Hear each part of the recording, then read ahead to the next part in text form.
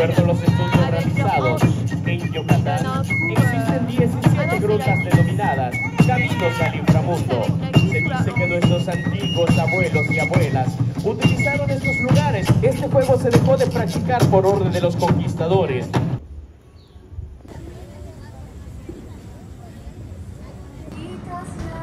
Un petit marché où on peut manger à Valladolid le soir, il est 21 h.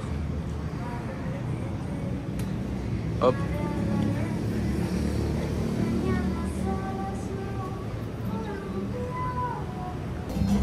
Alors là, on mange un pok chouk. C'est marrant, ça semble asiatique. Il y a du poulet, du porc mariné. Ils font mariner le porc dans du zeste d'orange, la saucisse fumée, l'avocat. Et là-bas, on a les petites tortillas, citron, coriandre et haricots. Et je vous montre l'endroit.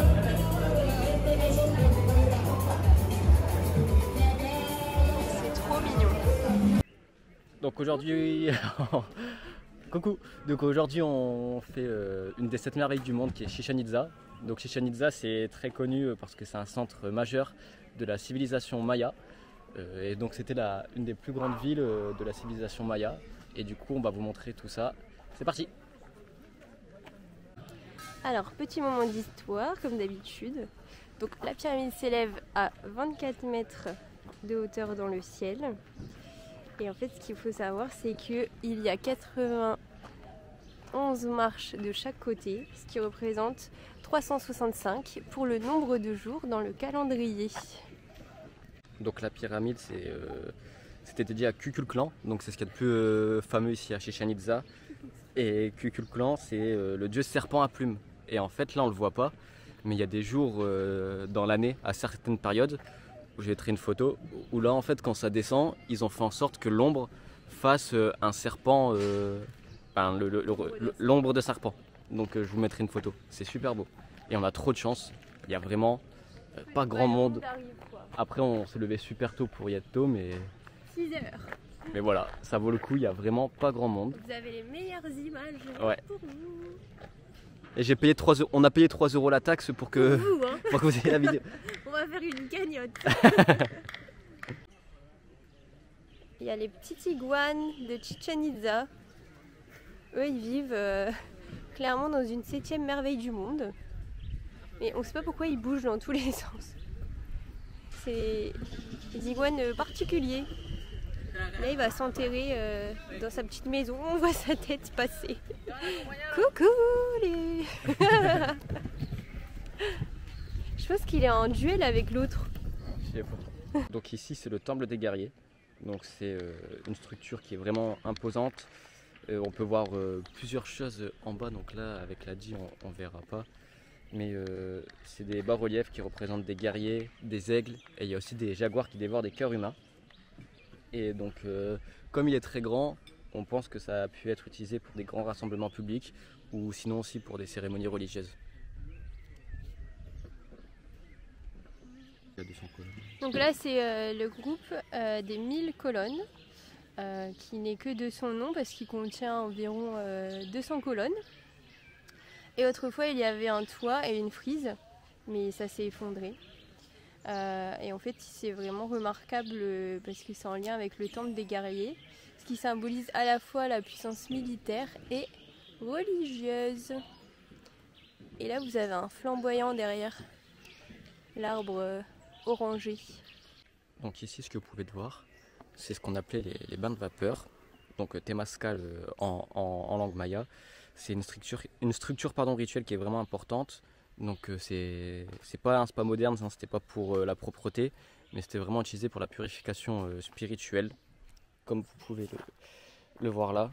Et donc du coup ils pensaient que le bain il purifiait l'esprit et le corps de ceux qui allaient subir un acte sacré ou cérémoniel, parce que des fois il y avait des gens qui étaient sacrifiés. Et voilà, il y avait des sièges en pierre dessus, comme vous pouvez le voir, hop, où les gens y se posaient, et voilà, il y avait la purification spirituelle juste après. Donc ici, ce que vous pouvez voir, c'est le cénote de Xtolok. Xtolok, ça veut dire iguane dans leur langue. C'est parce qu'on a, comme vous avez pu le voir dans la vidéo, il y en a déjà beaucoup autour de la pyramide. Donc il jouait vraiment un rôle important pour les habitants, déjà parce que c'était une source d'eau, et donc c'était vital pour la vie quotidienne et également les rituels. Donc ça c'est le temple du grand prêtre. C'est une pyramide à 9 marches avec un escalier orné, comme on peut le voir ici, de serpents entrelacés. C'est un peu abîmé mais on le voit quand même.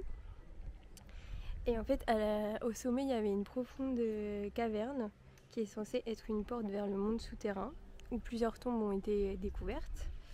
Et à l'intérieur il y avait énormément d'offrandes avec du jade, du cristal de roche et des objets en cuivre, parce que partout il y a des offrandes, des sacrifices, etc. Voici le réfet du temple. On voyait à peine tellement il se fond avec la roche. On a trouvé la plus belle statue, la statue du Bétis. Hop là dans cette chaîne. Et il y a aussi le Racing Club de Lens. Non. Oui, les Lens, oui. Oh bah je montre pas. Mais si. Non, je montre pas. Mais il y a bien des Lillois dans regardez. Bon voilà, en plus à côté d'un club de merde. Ouais, à côté de Séville. C'est fait exprès. Voilà. Ici c'est El Caracol ou aussi l'Observatoire. Donc c'est l'un des rares bâtiments circulaires qui a été construit par les Mayas.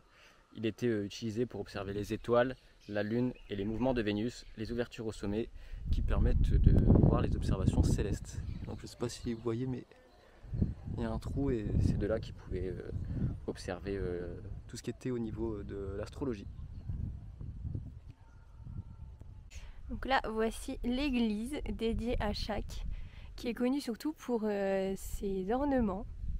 Et on peut voir que c'est hyper bien conservé. Et c'est marrant parce que l'église est rectangulaire.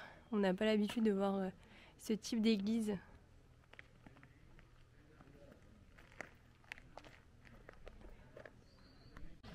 Alors, donc là c'est la cénote sacrée, qui est considérée comme sacrée par les anciens Mayas. Et ça jouerait un rôle central. Comme on vous l'avait dit tout à l'heure, il y a eu beaucoup de sacrifices humains qui ont été faits. Donc à l'intérieur, ils ont retrouvé beaucoup d'offrandes, des objets précieux et également les sacrifices humains qui ont été introduits, notamment des guerriers, des enfants et des jeunes filles qui étaient jetées dans l'eau pour apaiser les dieux. Donc c'est hyper triste. Donc ici c'est Tsommantli, qui est la plateforme des crânes, comme vous pouvez les voir.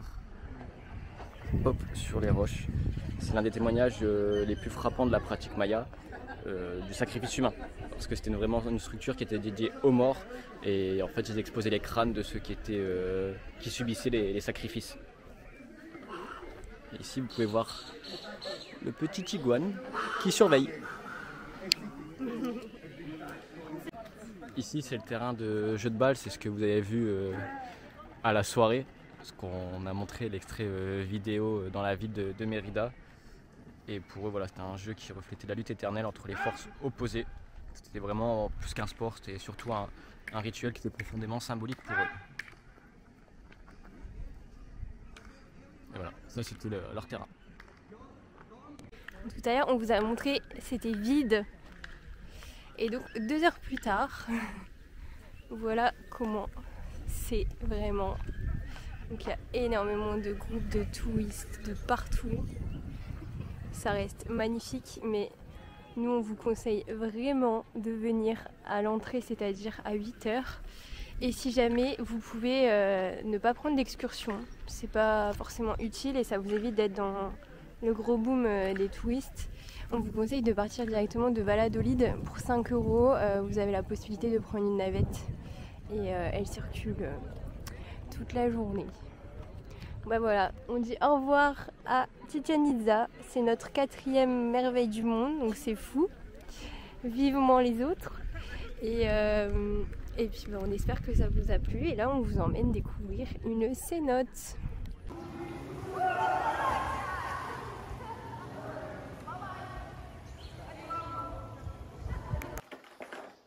Oui. Avec les petits oiseaux et tout, c'est trop mignon.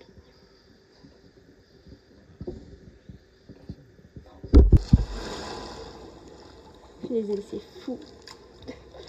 C'est fou ce qu'on est en train de vivre. Et ça nous deux amis du sud qu'on vient de rencontrer. Le sacrifice. Le sacrifice commence.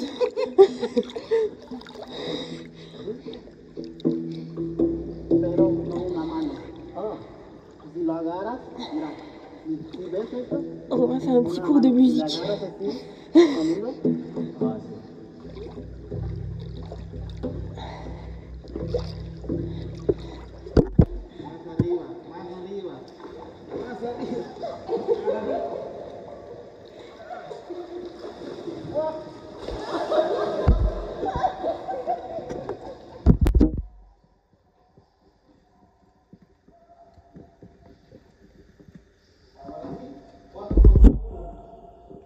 Non, non, non.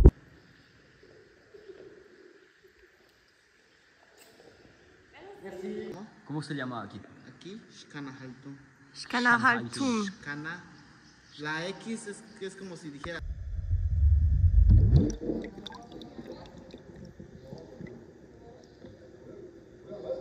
Quoi? Pour aller dans l'eau? Non. Ouais, je veux bien. Ouais, moi aussi.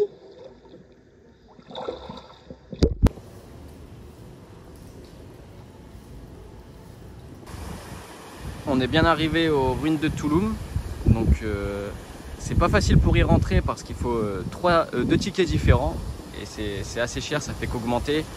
Et on s'est fait confisquer nos bouteilles plastiques parce que c'est interdit le plastique, donc il n'y a pas d'eau. Et voilà, par contre c'est vraiment très joli, c'est des ruines qui sont juste à côté de la mer des Caraïbes. Le seul problème c'est que en ce moment c'est la période des sargasses, comme vous pouvez voir. Et il y en a partout sur la plage, donc c'est un endroit moins beau, mais bon. Et cul, hein? Ouais, et c'est vrai que ça sent pas très bon, mais la vue est très très belle. Hop, la mer des Caraïbes dans le fond. Et bien sûr, les petits iguanes.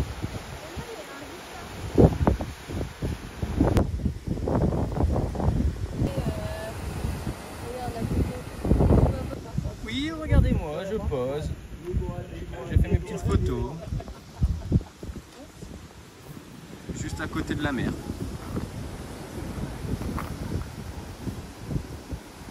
Hop! Et la petite star.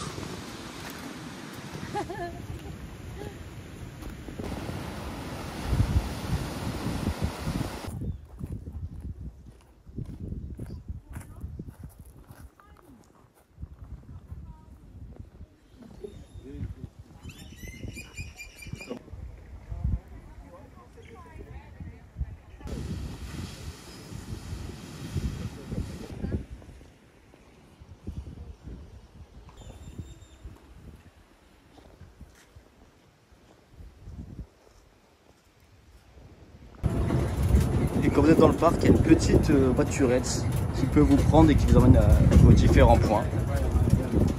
Hop. Et là, on se rend en direction la plage.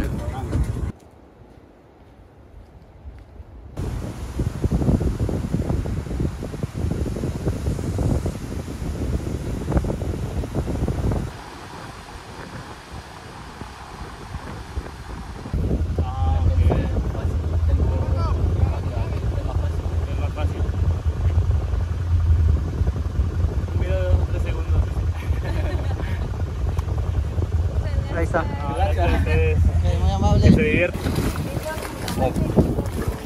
On part en mer. Faire du snorkeling. Avec les ruines du Moyen-Orient.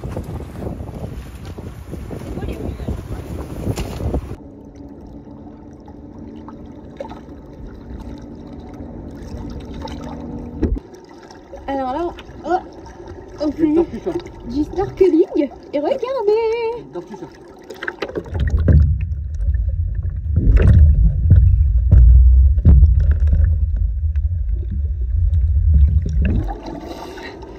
Atrás de ti, mira, viene una.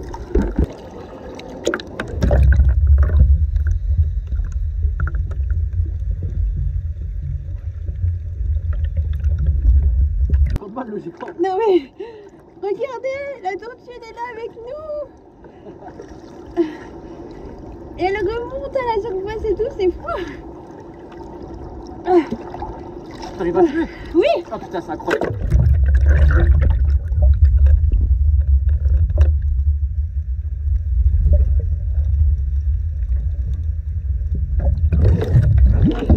Waouh.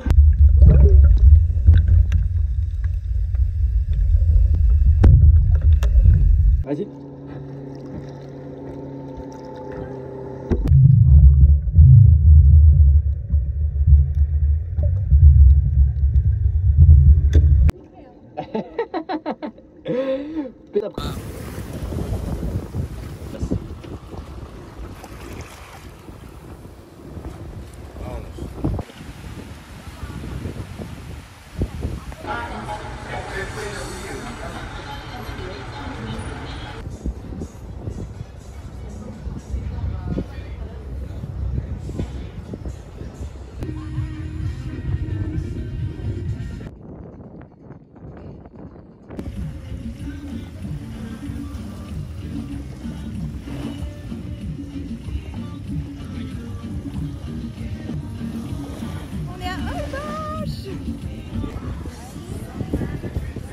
On est parti au refuge pour promener les petits chiens. Donc il y a mon chien Coyote, mais je l'ai laissé à Mandy parce que Coyote il veut bien courir et aller dans l'eau. Et sinon on a Loft. Loft qui est beaucoup plus sage, beaucoup plus tranquille et qui a peur de l'eau. Hein Loft? T'as la flemme? Et voilà, il se promène, coucher de soleil. Et voilà, Coyote il veut rester avec son maître d'origine. Regardez, il a pas envie d'aller avec Monty. J'ai trouvé l'activité avec Locke. C'est la noix de coco. Hop! Hop!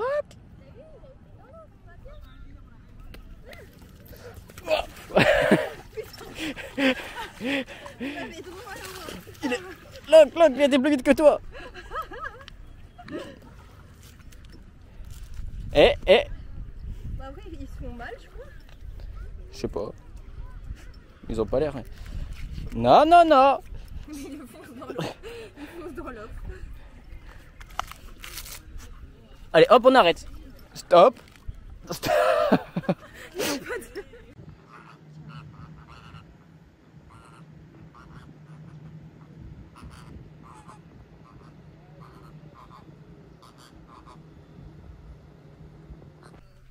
Donc là, c'est Punta Mosquito à Holbox. Donc c'est connu parce qu'on peut y accéder que pendant la marée basse. Et en fait, ça fait un banc de sable en plein milieu de la mer. Donc là, il y a la mer. Et là aussi. Donc on a dû traverser là pour pouvoir y accéder. Et il faut faire attention parce que quand la marée haute remonte, après c'est compliqué. On est vite submergé et tous les sacs sont mouillés, donc on peut faire vraiment attention. Et là-bas, vous pouvez voir. Youpi, on a réussi! Les flamants roses. Hop là.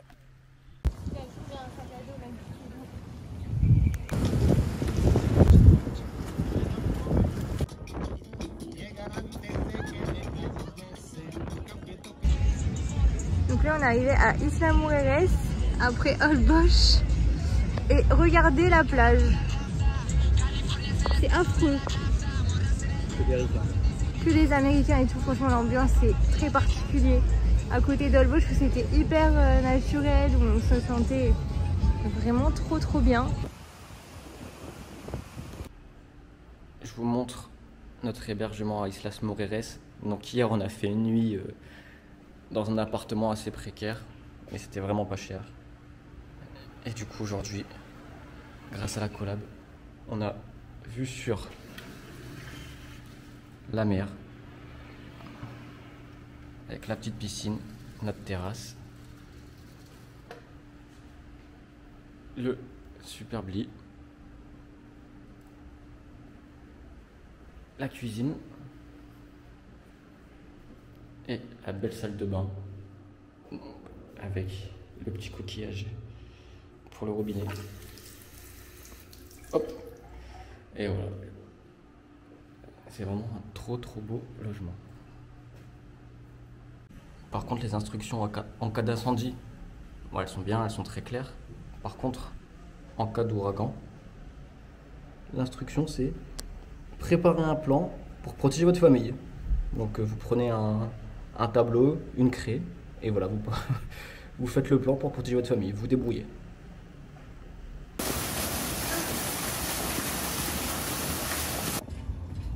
Petit coucher de soleil près de notre hôtel. On a le petit yacht. Et le coucher de soleil. Ouais, comme par hasard. Hop. Et voilà, vous voyez bien le coucher de soleil qui est un peu gâché par les nuages. Mais c'est super beau. Notre hôtel, Bayatolok. Le yacht. Et voilà, de nouveau notre hôtel qui est vraiment très beau quand même. Et Mandy et sa petite margarita. Santé!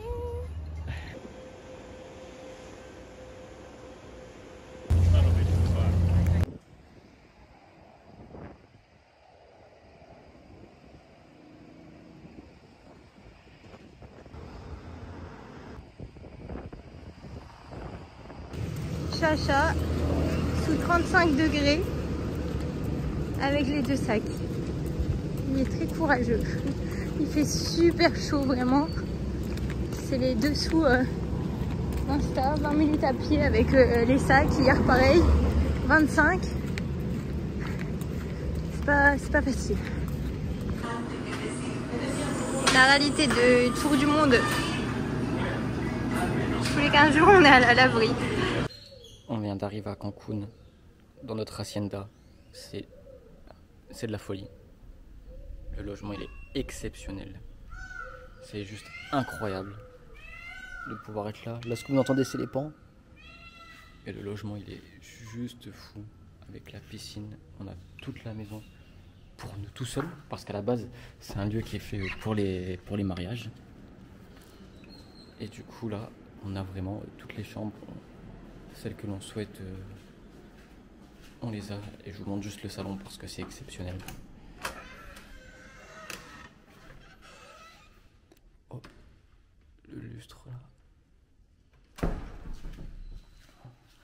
Là j'ai vraiment l'impression d'être, pour ceux qui ont regardé la série Narcos, j'ai vraiment l'impression d'être Escobar. Regardez-moi ça. Regardez-moi ce logement. C'est fou. Le balcon de la chambre.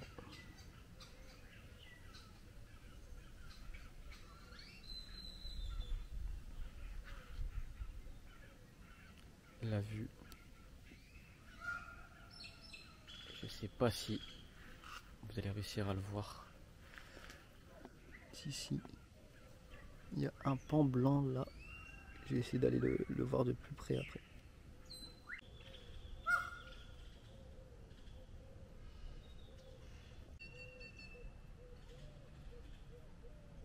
Pour ceux qui n'avaient jamais vu, je vous montre un pan allongé.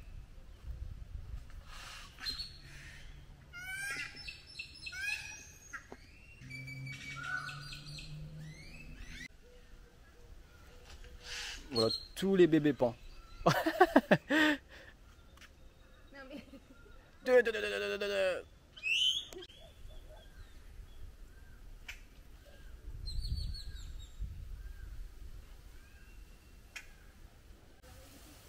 Regardez la taille de notre maison. Tout ce que vous voyez en rouge là, c'est notre maison.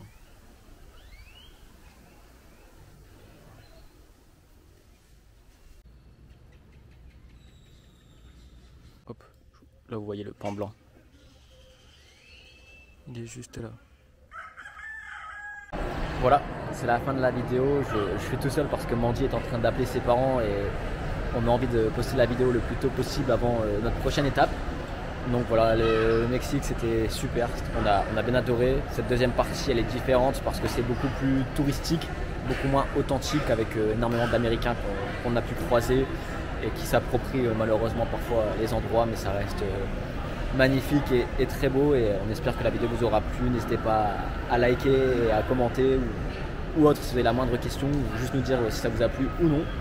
Et là on embarque bientôt pour 22 heures de voyage. On part 6 heures on part pour 6 heures de voyage direction le Canada et ensuite on part pour la prochaine destination qu'on a hâte de vous montrer et qu'on garde secrète pour le moment. Voilà, et on vous dit au revoir de l'aéroport de Cancun.